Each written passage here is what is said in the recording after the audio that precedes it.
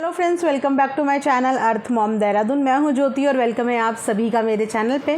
Channel में नए हैं तो आप सबको पता ही है कि क्या करना है। जी हाँ, चैनल को सब्सक्राइब करना है, साथ ही साथ जो नीचे बेल नोटिफिकेशन है उसको हिट करना है ताकि मैं जब भी कोई न्यू वीडियो डालूंगी आप सभी को उसका नोटिफिकेशन मिल जाएगा। चलिए फटाफट से आज का रिएक्शन वीडियो शुरू करते हैं। तो मैडम और जनाब की फैमिली के ऊपर ना रोज़ रिएक्शन वीडियो बनाने का मेरा दिल भी नहीं करता और मैं इतना ज़्यादा टॉर्चर अपने ऊपर बर्दाश्त नहीं कर सकती। तो मैं आप सबके लिए लमसम पूरा कॉम्बाइंड करके एक वीडियो लेके आ जाती हूँ जहाँ पे मैं अपने सारे टॉपिक्स कवर कर लेती हूँ। एक एक टॉपिक पे देने का पेशेंस सच में मेरे अंदर तो बिल्कुल भी नहीं है। तो यहाँ पे हम बहुत सारे मुद्दों के बारे में आज बात करने वाले हैं क्योंकि पिछले दिनों इतने सारी चीज़ें मिली हैं और इतनी सारी चीज़ें आई हैं सोशल प्लेटफॉर्म पे जिसके बारे में एक रिएक्शन वीडियो देना तो बनता ही है। जहाँ पे मैंने एक्चुअली तसल्ली से इनका कल का ही व्लॉग देखा, जिस व्लॉग में मुझे ये पता चला कि ये कुछ बच्चों को लेके बहुत सारी चीज़ों को जस्टिफाई कर रही है। देन मैंने पीछे की चीज़ें देखनी शुरू करी कि आखिर ऐसा क्या हुआ जिस वजह से इन्हें बच्चों की चीज़ों को लेके जस्टिफाई करना पड़ा।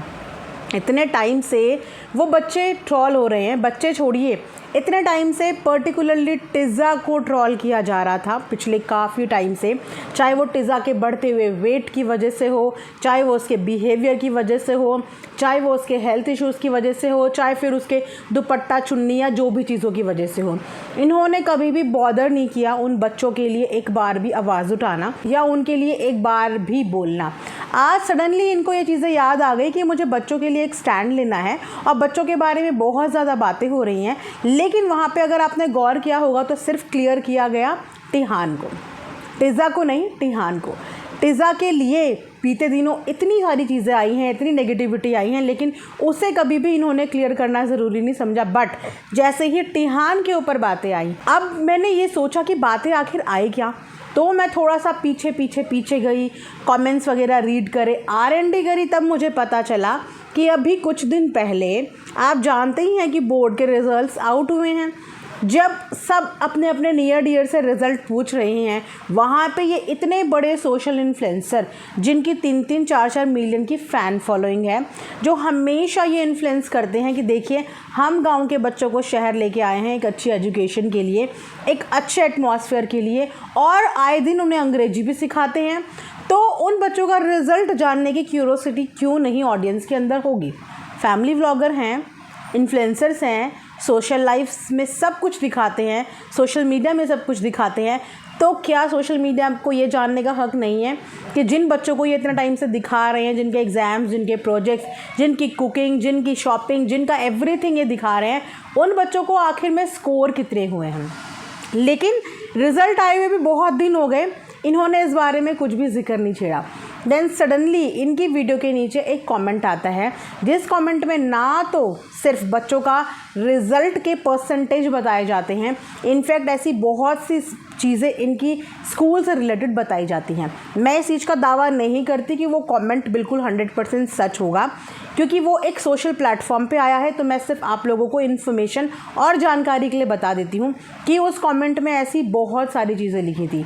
जैसे कि उस कमेंट में लिखा था इन बच्चों का behave towards their schoolmates, classmates actually, कि ये लोग अपने क्लासमेट्स के साथ किस तरीके का बिहेव रखते हैं। तो बिहेवियर में अगर बात करें तो ये बताया जा रहा था उस कमेंट में कि ये अपने साथ के फेलो जो क्लासमेट्स हैं उनको बुली करते हैं। और टिहान तो अपने आप को बिल्कुल सेलिब्रिटी समझता है और उसके लिए स्टडी इतनी इम्पॉर्टेंट नहीं है क्योंकि उसका फोकस और उसका एम और वो जो बताता है अपने क्लासमेट्स को, वो यही बताता है कि आने वाले टाइम पे मैंने मूवीज़ में जाना है तो hardly bother about the studies.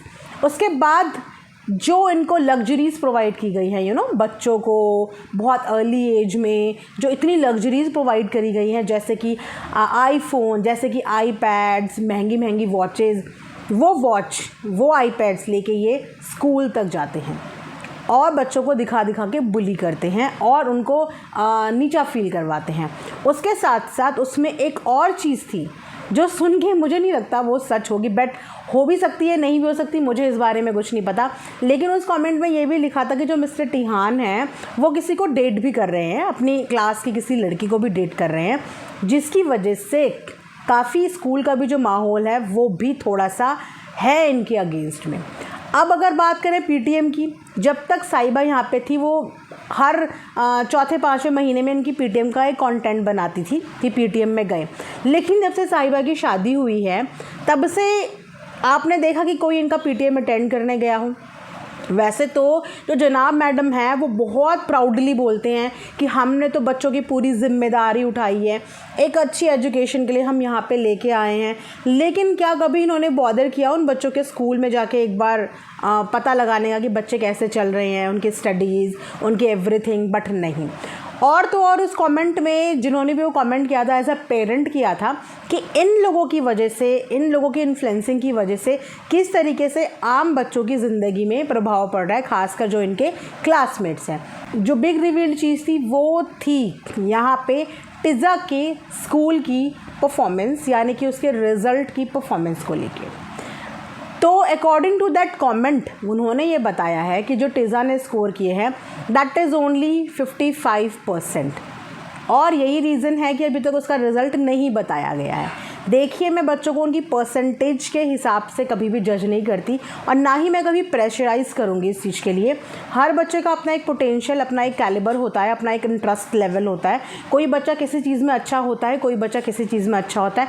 तो मैं परसेंटेज का बोझ बच्चों के ऊपर डाल के या बच्चे को इस चीज़ पे बिल्कुल भी प्रेशर नहीं दूंगी कि इतने कम परसेंटेज हैं। इट्स ओके, क्योंकि वो बच्चे के ऊपर डिपेंड करता है। इनफैक्ट पेरेंट्स को भी अपने बच्चों को स्कोर्स को लेके कभी भी प्रेशराइज़ नहीं करना चाहिए। आपको प्रेशराइज़ करना चाहिए उनको एक अच्छा माहौल देने के लिए, आपको प्रेशराइज़ करना चाहिए उनको एक अच्छे सोशल एटिकेट्स देने के लिए, आपको प्रेशराइज़ करना चाहिए कि उनका बिहेवियर कैसा है अपने साथ के लोगों के साथ, रेदर देन कि वो स्कोर कितना कर रहे हैं। तो ये कुछ रीज़न्स की वजह से शायद अभी तक भी बच्चों के स्कोर नहीं बताए गए कि कितना आया है, ये उस कमेंट में था। इसके अलावा अदर देन एक चीज़ और जहाँ पे आपने ये भी नोटिस किया होगा कि पिछले कुछ दिनों से, ख़ासकर जब से फुकैया आई हैं मौधा से, उस समय से इनके जो व्लॉग में टाइमिंग कट हो गई हैं वो हो गई हैं डॉटर खाला की। डॉटर खाला बहुत कम नज़र आ रही हैं। क्या ऐसा है कि अपने बच्चों के स्कोर को देख के डॉटर खाला डिसअपॉइंट हुई हैं, या उनके एक्सपेक्टेशन इससे ज़्यादा थी, या फिर वो जो है अपने आप को इन लोगों के बीच में लॉस्ट फील कर रही है? क्योंकि अभी थोड़े दिन पहले यहाँ से जो है तारा भी वापस गई हैं भोपाल, और अच्छा खासा एक इमोशनल व्लॉग शूट हुआ।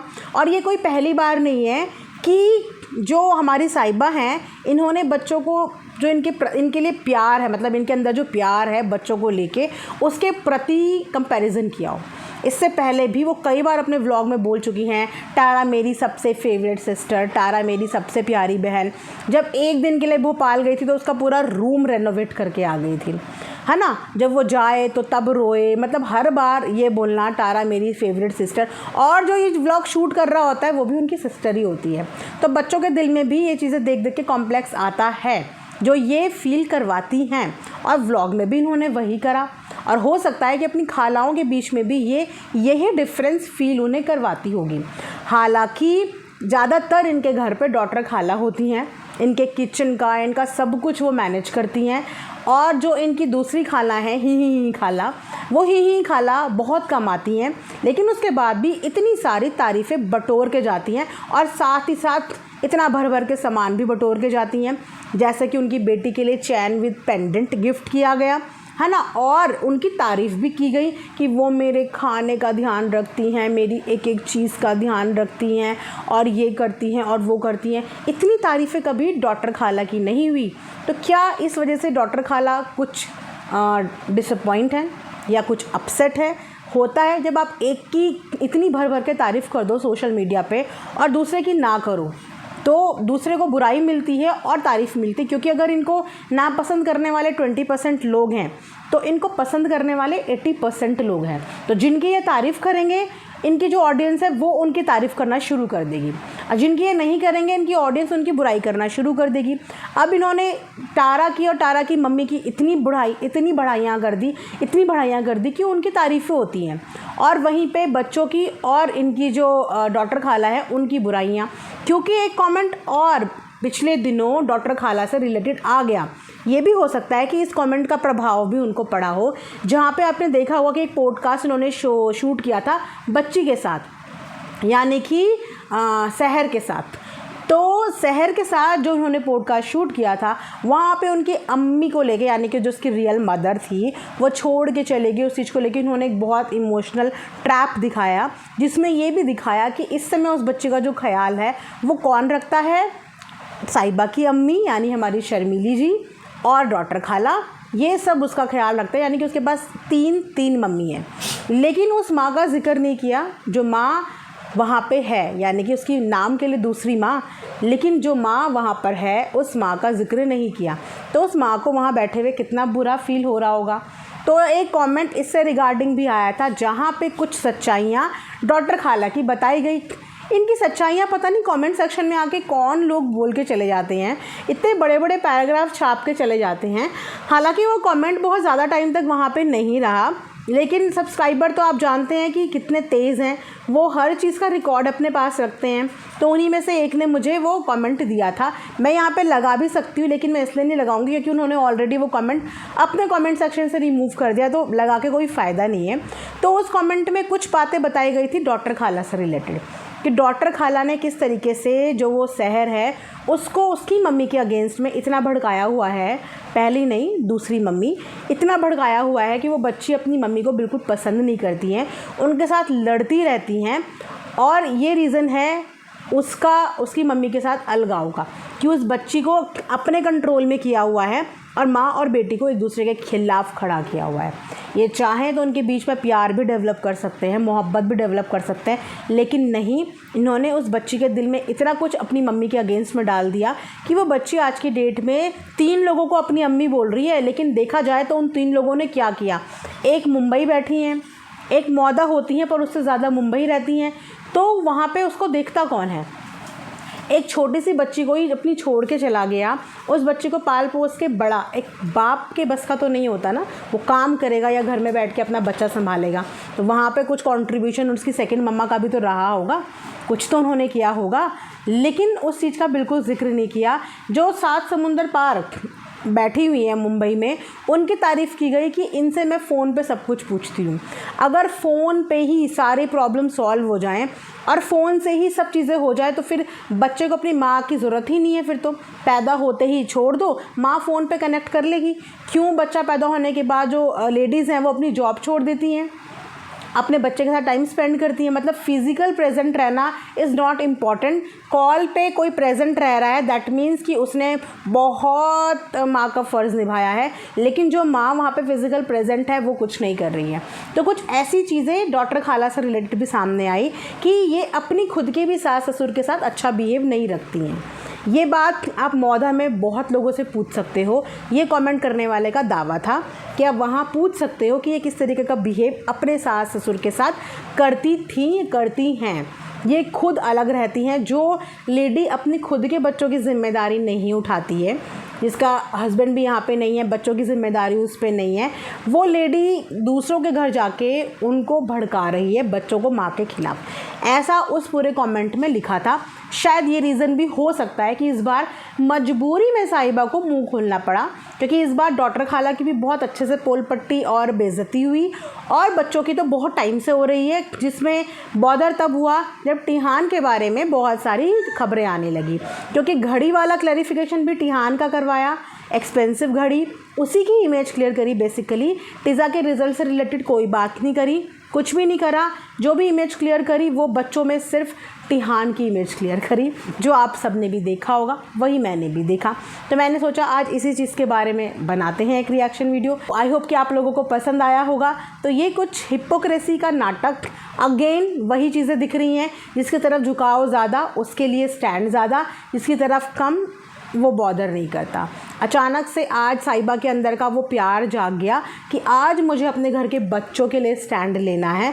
अपने लिए तो मैं लूँ ना लूँ, लेकिन घर के बच्चों के लिए स्टैंड लेना है। अब बच्चे इतने समझदार हैं कि वो कमेंट्स भी नहीं पढ़ते हैं, वो इतने समझदार हैं। हर बच्चे को एक एक फ़ोन दिलाया हुआ है, हर बच्चा इनके लिए कंटेंट क्रिएट कर रहा है। इनकी जब ये बोल भी रही हैं सारी बातें तो भी वो बच्चे रिकॉर्ड कर रहे हैं, और बच्चों को कुछ पता भी नहीं है।